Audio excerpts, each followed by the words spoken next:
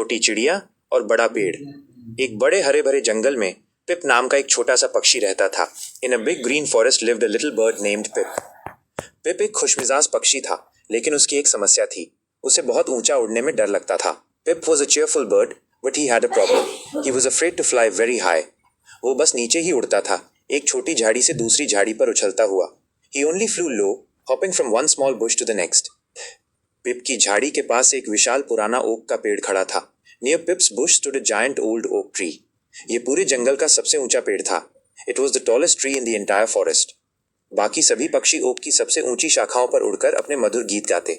All the other birds would fly up to the oak's highest branches and sing their beautiful songs. पिप नीचे से उन्हें देखता, काश वो भी उनके साथ शामिल हो पाता, लेकिन डर के मारे वो खुद को रोक लेता। पिप would watch them from below, wishing he could join them, but his fear held him back. एक सुबह जंगल में तेज हवा चल रही थी। One morning, a strong wind came rushing through the forest.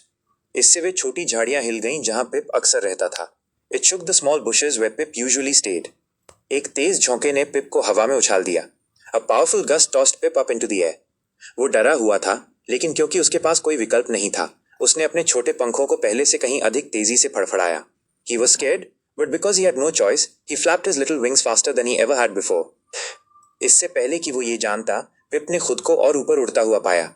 Before he knew it, Pip found himself flying higher and higher.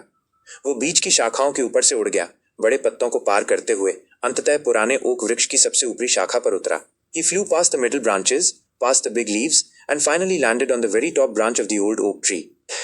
उस ऊंचाई से जंगल बिल्कुल अलग दिख रहा था।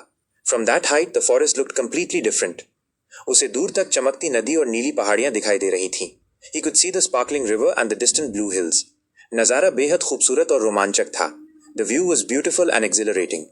उसे एहसास हुआ कि ऊंची उड़ान भरना बिल्कुल भी डरावना नहीं था, ये अद्भुत था। He realized that flying high wasn't scary at all. It was wonderful. पिप ने एक गहरी सांस ली और अपना अब तक का सबसे खुशनुमा, सबसे ऊंचा गाना गाया। Pip took a deep breath and let out the happiest, loudest song he had ever sung.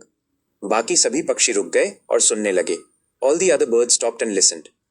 पिप ने अपने डर पर विजय पा ली थी और जंगल की सबसे ऊंची चोटी पर अपनी असली आवाज पा ली थी। Pip had conquered his fear and found his true voice on the tallest point in the forest.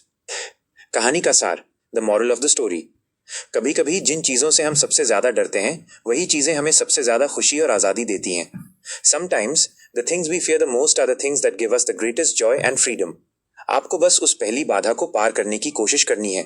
All you have to do is try and overcome that first hurdle.